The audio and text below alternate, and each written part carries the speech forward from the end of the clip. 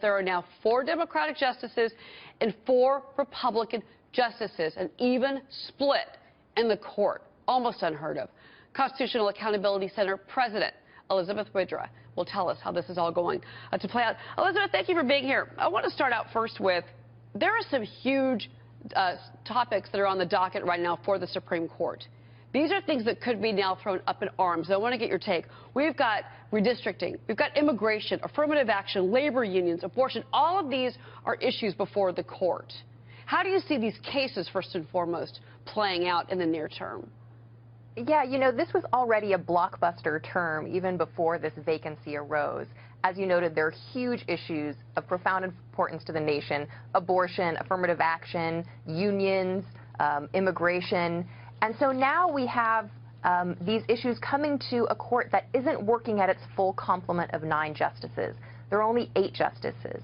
And so that means that cases that are closely divided could end up being 4-4 instead of what we come to see as, you know, these 5-4 ideologically divided cases.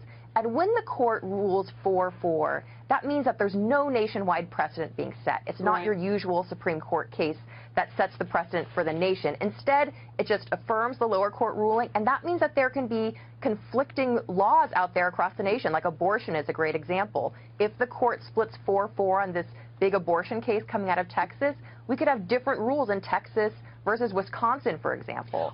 So this is a big issue right now. Well, you know, and Elizabeth, you mentioned Texas. Texas Senator Ted Cruz has already said that he would filibuster any nominee. On Saturday, the day of Scalia's death, Mitch McConnell coming out and saying that it's in the best interest to block the nominee if the president decides to put one forward. And that's my next question. But, I mean, what do you think this does to the overall health of the court if this becomes a long, drawn-out political fight, which, frankly, it looks like it's going to be no matter what any of us here say? Well, so I think it's important to remember, so those of us like me who work in the Supreme Court all the time, our calendars go from October to June pretty much. That's the length of each term. And so if you think about waiting until the next president is inaugurated for the Supreme Court justice's vacancy to be filled, that could put us all the way into possibly April 2017.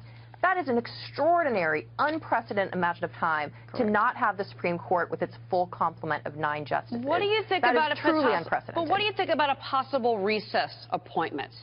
Do you think that the president would attempt something like that, knowing that in particular with regards to immigration and abortion, that he's got some very serious topics that do affect the nation that are that he is championing these to proceed? Does he do it? The president has indicated that he's going to proceed in the normal route.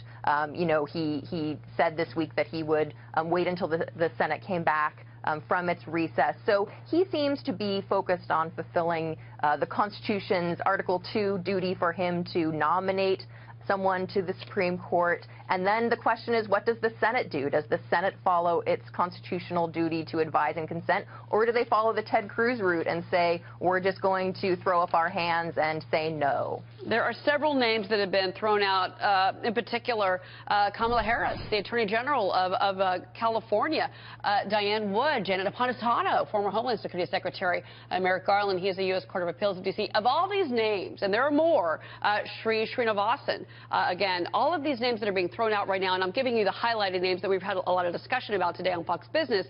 Do any of those names to you signal that those might be someone that the president would consider appointing, in particular Kamala Harris, who has been a big proponent and supporter of during his presidency?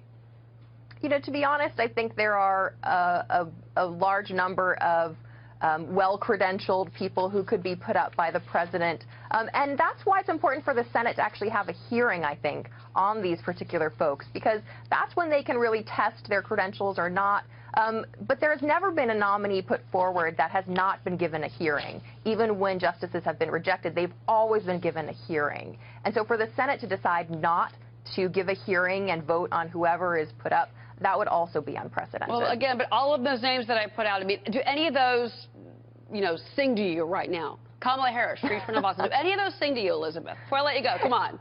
Yeah, you know, I think predictions are a dangerous business, but I think, you know, any of those folks, especially some of the judges who are on the bench right now who have been unanimously confirmed by the Senate for their current seats, you know, it'd be very hard for them to be, if they were put up by the president, you know, Judge Srinivasan was unanimously confirmed by the Senate.